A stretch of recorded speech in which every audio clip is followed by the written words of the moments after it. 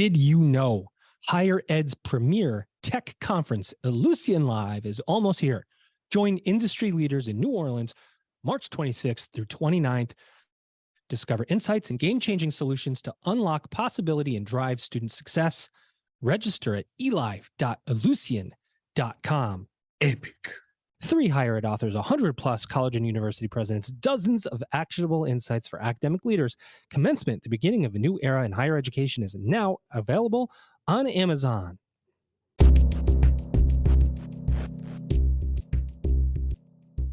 Welcome back, everybody. It's your time to EdUp on the EdUp Experience podcast, where we make education your business. Dr. Joe Solucio back on another episode.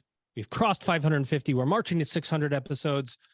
And I've gotten somebody with me now. I think he's been on 3 times over the last 5 or 6 episodes. Ladies and gentlemen, he's Joe Linhart. He's Senior Account Executive for Higher Education, Advanced 360 Education. Joe, my guest co-host, how are you? I'm good, Joe. It's good to see you again. A couple of days this week together. That's unusual, and it's awesome. Too many Joes is just not it's a good thing, Joe, when it's me and you, but any other Joes just is too many, right? Right. Absolutely. Yeah. I will tell you, I want to just always thank the audience. If you've picked up a copy of our new book, along with my co-author, Kate Colbert, called Commencement, the Beginning of a New Era in Higher Education, it's available on Amazon.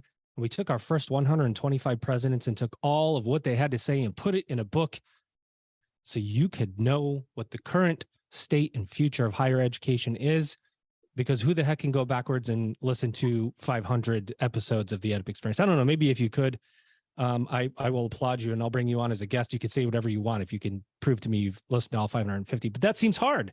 So we try to make it easy for you to catch up. Go get the book.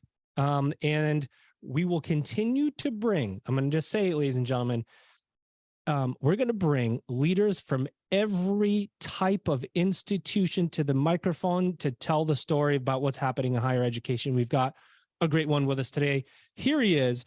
He's Michael Hatten. He is chairman of the New York Automotive and Diesel Institute. Michael, how are you? I'm doing great. Good afternoon. Nice to see both Joes. Yeah, good to see you. And thanks for making yourself available to us today. Boy, oh boy, is there not anything more important than career education these days? Level set for us. Tell us about the New York Automotive. In this podcast, we don't edit, Michael, so I leave in all my mistakes so people can really know that it is a train wreck sometimes. Tell us about the New York Automotive and Diesel Institute. What do you guys do? How do you do it?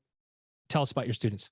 You want to hear about our history and how we became New York Automotive and Diesel Absolutely. College of Transportation Technology? Yep. It's fascinating. First, just to step back a few minutes. This is my 52nd year in post-secondary education, 52 years. Amazing. Started out in 1970. You look 53, so I mean, you started young. You can start doing some math. and started in 1970, admissions, financial aid. I've been a director, vice president, president, chairman, and currently I am the chairman of the New York Automotive and Diesel Institute, the College of Transportation Technology in Jamaica, Queens. We have an incredible history. It's remarkable, some of the circumstances that brought our institution into existence. Tell us what they are. Was minding my own business one day in 2008, and sitting at my desk, and my friend calls me up and says, "Hey, there's a school going out of business in Jamaica, Queens. It's an automotive school. I know you're in medical assistant, dental assistant, but it's a really great school, and it's been terminated by the U.S. Department of Education for access to Title IV. It was teaching out its students, and the owner still had an option to sell the institution.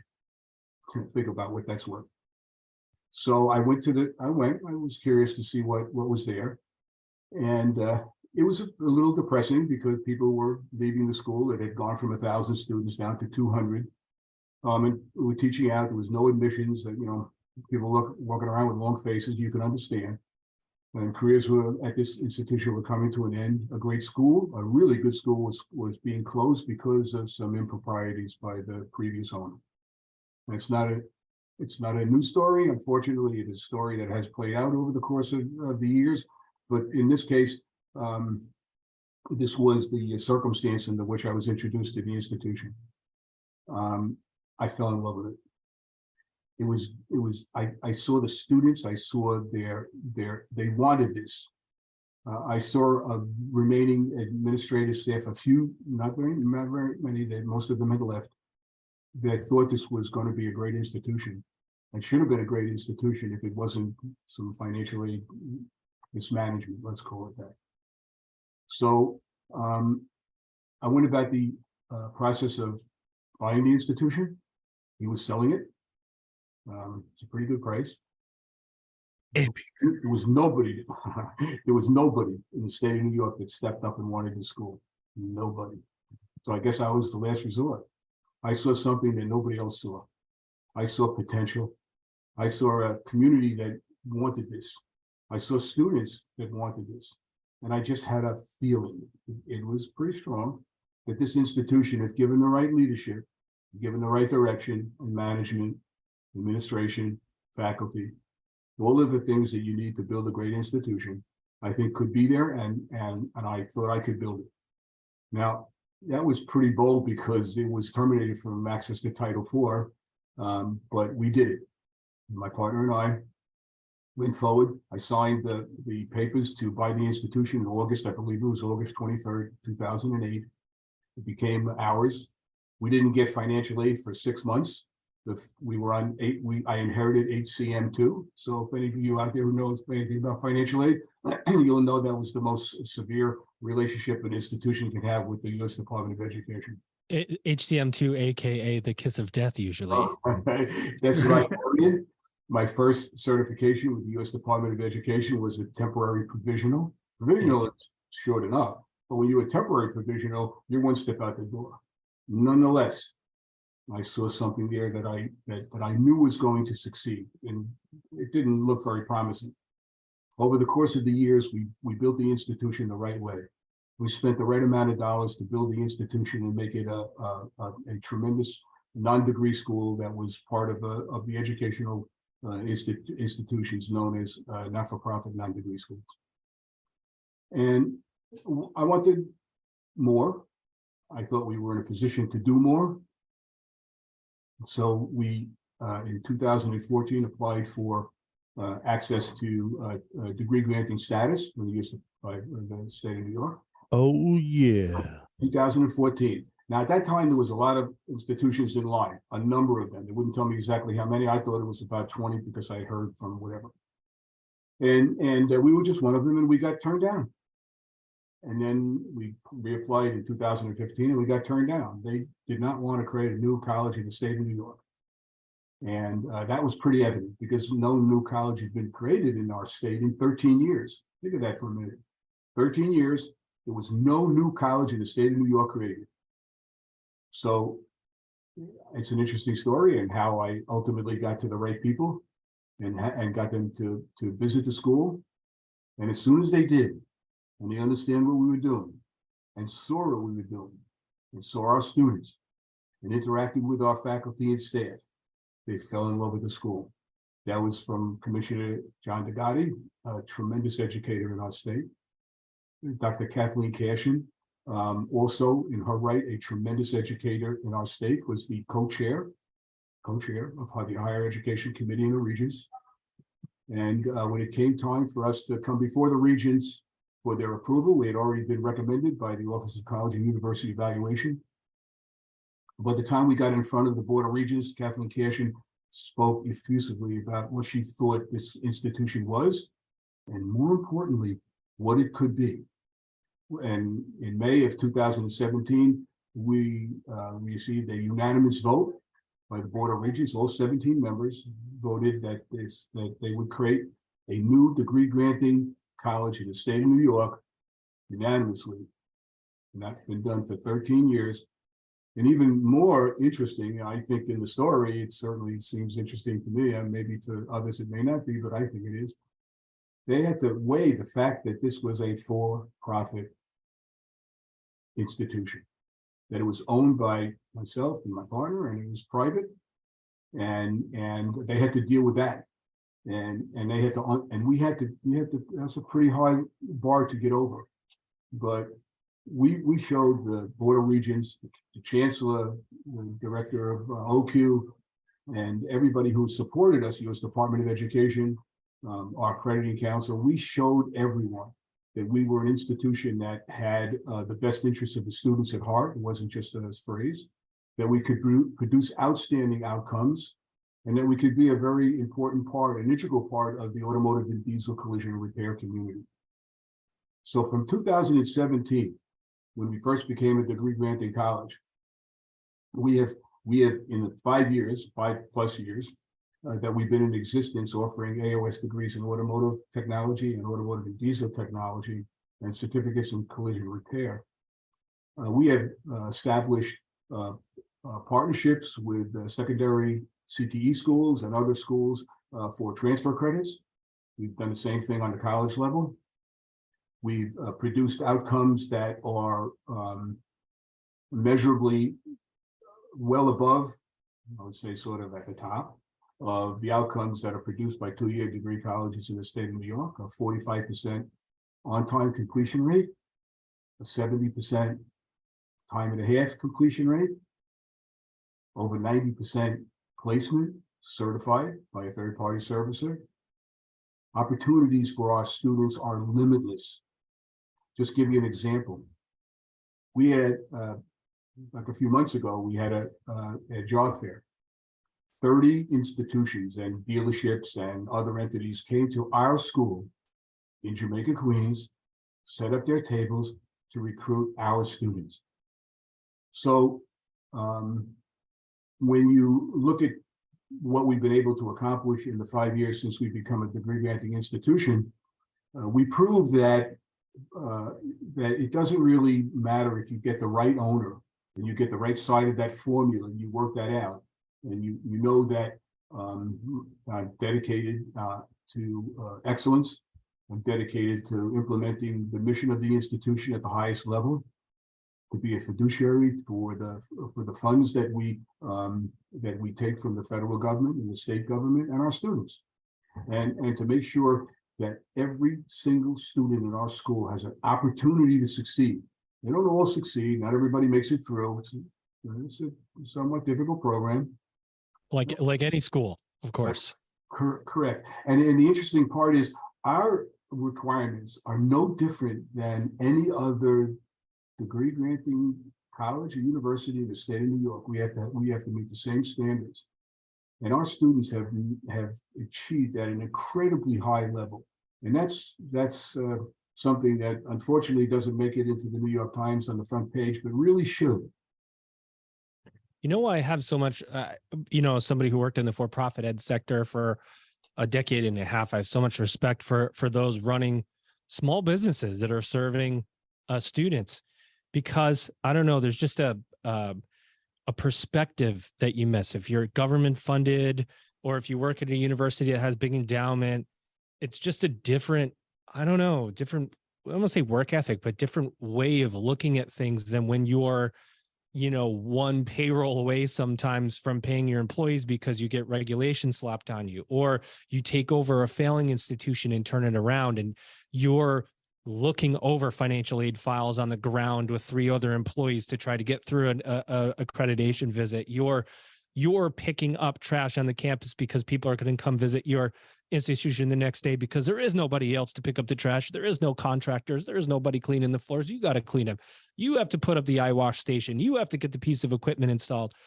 I don't know. It's just fundamental, like small business grit, Joe. And and I know you know about that, my friend. So I'm going to pass it to you, and just I'm going to lay that blanket statement out there that, man, these people who serve career colleges work hard, man. Work so hard, and so many of us are just so proud of what gets achieved with those students, and people forget we have to grind to keep the lights on. There's no free lunch, and so Michael, really quick, I wanted to, first of all, thanks for being here, and I wanted to jump in here and just kind of look at the state of the union in our industry.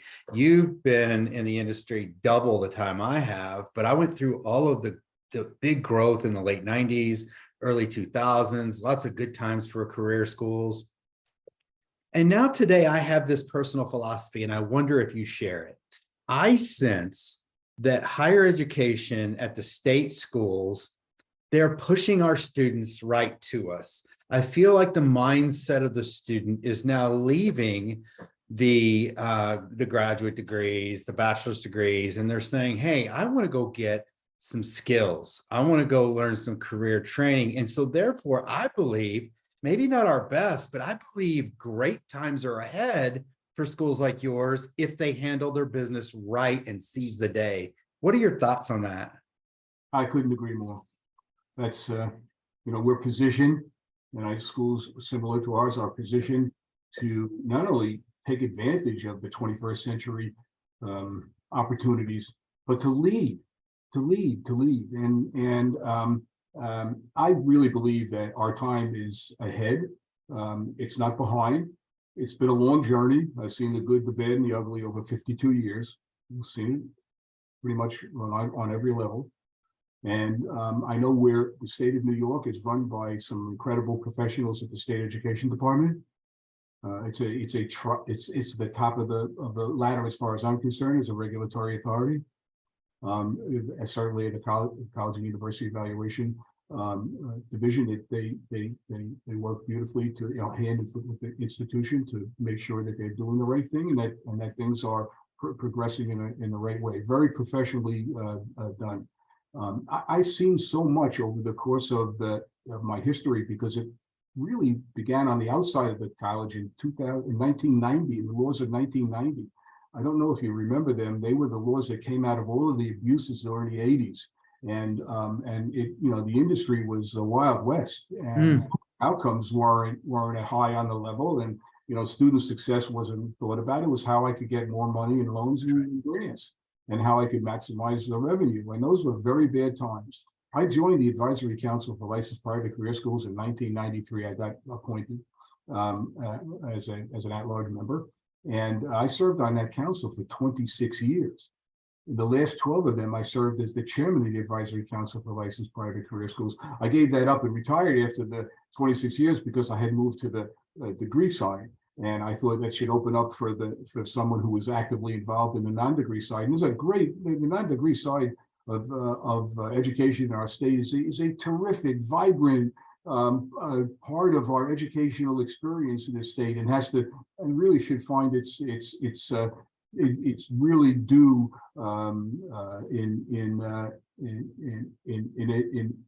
education, and it's an important part. They serve hundreds of thousands of students a year, and they do it very successfully. That organization has helped to create the kind of environment that is collegiate. You work well with the regulators. You know that you have to be responsible for rules and regulations of being in compliance. And the state of New York has done everything it can to work cooperatively and in a partnership way with the institutions. Everybody knowing that they're the regulators and we have to abide by the regulations. But they've done it in a way that's allowed the institutions in the state of New York to grow to be very, very strong and to be recognized by the Board of Regents. After 13 years of no recognition for any new school coming into the state, and then being a circumstance that we found ourselves in, serving a minority serving population, and my students achieving at the highest level, that says the story of where we are, I believe, and where potentially we could go. Nailed it. Yeah, absolutely agree with you. And I tell you, just to briefly, I worked in admissions and ran admissions at a high level for years, but I've always heard about the late 80s and early 90s, and the compensation regulations, and how, frankly, I think I'm not a guy who likes a lot more regulations or the DOE very often, but I think it was good for our business. And a little known fact about me, it's not about me, but for 25 years, I never once had a bonus plan of any kind in admissions. Now, I missed out, but I also did the business for the right way, for the right reasons, right? And so I want to ask you really quick, because something else I've tried out in the last couple of years is I started teaching a class just to understand the faculty side of the business. And I've really had a blast with just this one class. And I've got my own opinions, but I want to hear yours. How is the delivery of education, especially at your level, at career education, how has it changed from, say, 25 years ago? What's that look like? I'll tell you a story. Well, let's start the insanity. Here we go. I'll tell you a story that I hadn't really thought about for years. When I first became involved with Global Business Institute Secretarial School, I got there about 3 months later, and a teacher passed away in the class. It was pretty traumatic. It was a new school, maybe 50 students in the school, 100 students, and this teacher had passed away. So we had to scramble to rearrange the schedule. It was a couple of days into the new term, and I had a license to teach English and math, and I taught English and math for a full term every morning, 9 o'clock to 10, 10 to 11. I taught English and math. And that was one of the most incredible experiences I've ever had in and I'm doing this for a long time in education. It has always been part of my history, an important part, because I really recognize the hard work that teachers have to put in to do what they do, what a good teacher can mean in the life of a student, and how that because they touch the students much more than admissions and financial aid and student services, and they're with the student, and they are the conduit to which a student needs to build a strong relationship between getting the information and then applying it. And teachers are incredibly important in that regard. And so I've seen, at least in our institution, and you've been there, Joe, so you get a feel for what's going on. Our faculty are engaged. They're interesting. They want to do well. They understand the important mission that they're on, and they are the strength of our college. And I couldn't be any prouder of our faculty. And I think when you look around colleges that are successful, you will find that you don't have to look much further than their faculty, and you'll see that that's the reason that you do so well, in my opinion. Ladies and gentlemen, can I have your attention? It's time for us to solve the puzzle of success in higher education. Get your ticket to Ellucian Live for industry insights, powerful connections, and innovative solutions. From March 26th through 29th, join peers from around the world in New Orleans to unlock the possibility and drive student and institutional success. Learn more and register at elive.ellucian.com. You know that the world of higher education is experiencing evolutions and revolutions. You want to be part of the progress. Commencement, the beginning of a new era in higher education with insights from more than 100 college and university presidents, will show you how. Get your copy of Commencement, the beginning of a new era in higher education now on Amazon right away. We think you're going to love it. It's Amazing. Boy, I just had the Air Force go over top of my house or something here. Sorry about that. It was a moment to drive the point home, by Michael's point. Flying. Yeah. You know, by the way, and Joe, before I know you got another question, but I want to add in. I mean, when you talk about that journey of purchasing the school of HCM2, and then being turned down so many times before you did that during very, very hard years for career schools, right? There were looking back in my time, there were the kind of the golden years of career colleges, 8 to 11, like 7 to 11 in there. And, there were monster career schools all over the place, and bad actors. Yes. Really, really good actors. Yes. Right. It's not like either or. There was both very, very, very good actors and some very bad actors. Isn't that any business? I mean, every business has some that don't do it the way you'd like. But regardless, then you sorry, my microphone's I hit my microphone.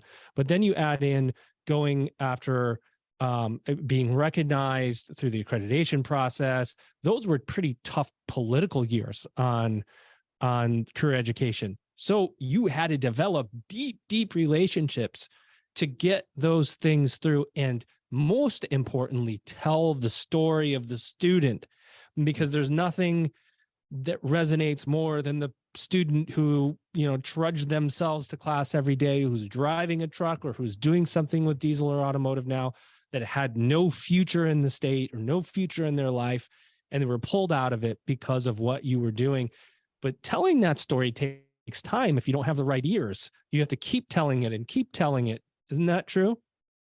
It's absolutely true. I'm very stubborn. I don't take no for an answer when I think I'm right. And everybody around me over the course of my career will tell you that's a fact. And all you have to do, and Joe can attest to this, all you have to do is come to the institution and see what goes on with our students. That's all you have to do. So that was the key for me, getting the right people to come to our institution and see what we had. Deputy Commissioner John DeGotti and Dr. Kathleen Casher, and two outstanding educators in our state, educators that understand the value of good education. And I remember Dr. Casher saying to myself and the college president, she said, I'm going to quote it, but it's pretty close. Upon leaving the institution after she stayed, we thought she was only going to stay for about a half hour. She ended up staying for multiple hours and interacting with everybody, which I thought was just great. I loved it. She said on the way out to her car, she said, you know what? This is the model in New York that we're going to take. You guys are going to be the model. Amazing. We need this. And she's right. She's right. High quality schools that are number one in what they do in the state of New York can only increase and enhance our our reputations and our ability to function. And here's the thing. Maybe I'm jumping ahead because I think I know there's going to be a question in there about the future. But I really believe that that this state needs to do a few things in higher education that will put it in a position to compete and lead. And those are the kinds of things that are most important to me. Look, I'm 77 years old. I tell everybody I'm semi-retired, and I still work a pretty good day. And I love what I do. I love what I do. Absolute passion for it. And I believe, God willing, if I have the time, I'll be around for a while. I have lots of ideas on what to do in the future to make put our state in a position that we can be a leader. And we already have great institutions out there. There are so many great institutions in higher education, non-degree, degree. It's just we're a state that has a bound of opportunities for students. Connecting to the right opportunity, putting the right time into that opportunity is the most important thing that a student has to do. And we have to find ways to connect students better to the opportunities that they don't even know, that they may not even know about. And we have to be able to recognize that there may be some institutions that are failed institutions in terms of the outcomes. Now, doesn't mean those institutions should be thrown by the wayside. There should be ways that we could try and work to maximize what they do well, and to have that, build that rung on the ladder as strong as possible so they can stand on it with the students that they serve.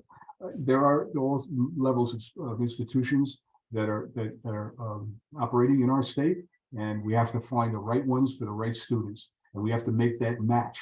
And when we make that match and it's appropriate, then you'll find that we can do all sorts of great things with student outcomes. Joe? Boy, I can feel your passion. It makes me smile listening to you. I grew up around a guy named Al Sullivan. I don't know if you know that guy. He owned schools for 60 years in Kentucky. And he talked very much like you do. And I just can appreciate it. I wonder how much, I have a feeling I know the answer, but we'll see what you say. How much are you tracking this borrower defense regulation that now the Department of Ed is placing on career schools? Have you kept up with that pretty close, or? I pride myself in knowing, I knew, understanding and getting into it myself, what's going on around me, regulatory level on the Fed, state. Yeah. What are your thoughts on that? It's not, pardon me? What are your thoughts on borrower defense? The lead up to that is that it's not really an issue for me. I have to tell you, and I don't want to, I don't, maybe for others that out there, but it's not an issue. If you are from this is my perspective, and it may be just the way I look at things in the world. But if you're telling your students everything they need to know about making good decisions, you're being straight with the student and making sure they understand what their responsibilities are and what our responsibility is in providing that part of the formula, and they know what's in front of them, and they're supported during what's in front of them. There's no reason to defend about anything, because we don't get complaints. And we haven't had a student complain in, I can't tell you how, I don't remember any in the last 5 years. And the reason that is because the students that connect to our institution know what's in front of them. They know what their responsibilities are, and they know how we treat them and what we feel about them. We don't have security guards at our entrances. We have no security guards in our school at all. We don't have anybody. We have maintenance, and they clean up beautifully, and they do a great job. There's no security. The library students come and go. This is their second home. And if you create that kind of environment, education then becomes so much easier. And you come into our school unannounced, go through the shop, go through the classes, and you'll see students engaged. And that's the formula we use for success. But I could tell you, in talking to your admissions team, when you talk about can't say processes, and admissions sales process, and just underselling, not overselling, they know better. They do know better. You're right. And I think it could be a little scary for some owners that can be sued personally if they don't do the right things and don't have good processes. But let me ask you another sort of lead up question to that. You mentioned financial aid earlier. I wonder now, it seems to me that the mindset of the student with financial aid is changing. I wonder if you're sensing that at all, in terms of them not wanting to take student loans as maybe readily as they did in years past, and how you're sort of dealing with that. Oh, I'm not experiencing any of that. And students, when they come to our institution, that most likely they'll have to take out a student loan and also pay on their own, right out of their pocket. And and that we explain what the loan is all about. I was in a not-for-profit school for so many years, 30 plus years. So when I came over to the loan part, we didn't have loans in that school. When I came over to the loan part, I was sort of a little hesitant. I didn't do loans. I realized early on that if a student is explaining what the loan represents, their responsibilities in the loan, and how they go about, and how we'll play our part in them getting the kind of knowledge they need to ultimately get a really good job and begin paying off that loan. And then the really surprising part to me at that point was that, and I thought about it, when you take out a student loan, I stopped apologizing a long time ago about student loans. You can, when you repay them, and then you do it at a rate that's not crazy, with $15,000 worth of debt to get a 2-year college degree from our school is a bargain. It's a bargain. The best school, best automotive and diesel training college in the country. It's a bargain, and the students know that, and I think then it becomes a lot easier. And then you tell them the facts. You start paying back that student loan. You start getting a good credit rating. This gets you access to things you didn't have before. This is your mortgage on a home, or a condominium, or a townhouse, or a lease on a car. All these things focus back to your credit rating and how you've established yourself in the world. These are all important functions, and so student loans are somebody says you're getting an education for free and it's low cost and everything. Listen to me. The most important thing when you're determining cost for a student, it's their time. Their time. Unless you're crazy with fees and everything else and tuition, their time. That's the most important cost that I look at that's out there. And our time to graduation and our time and a half to graduation is at the top. And that is so satisfying. Hey, man, I like your style, dude.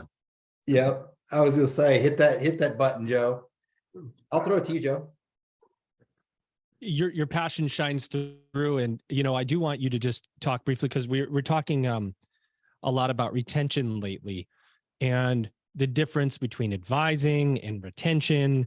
When you're dealing with students at career schools or community colleges, you're dealing sometimes with a lot of first-gen students that maybe haven't experienced college in a very long time or not at all, coming back for the first time or coming back for the second time, but after many, many years, or this is this is the path they decided they wanted to go.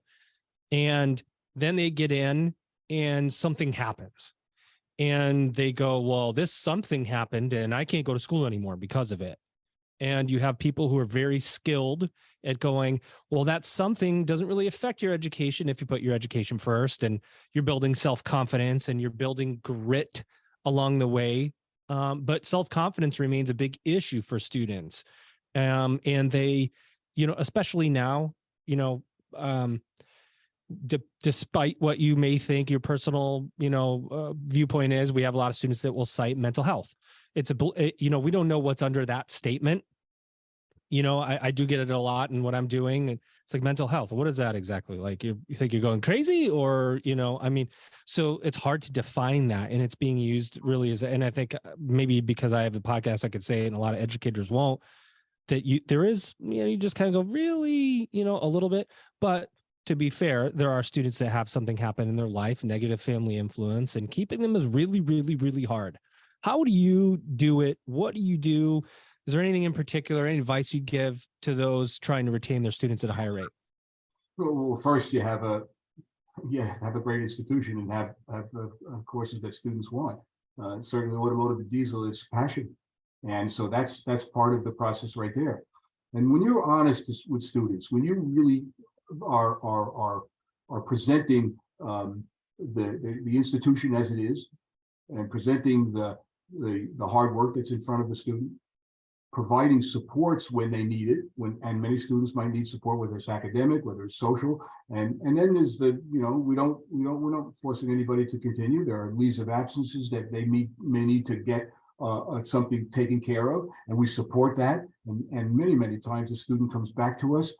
During the pandemic, we went from a brick and mortar institution, you can imagine, automotive and diesel, and in 2 weeks we became a completely computer-driven distance learning operation. It was a remarkable. And the even more remarkable thing is students stayed with us during the pandemic. Our institution was physically closed for 4 months. 4 months physically closed.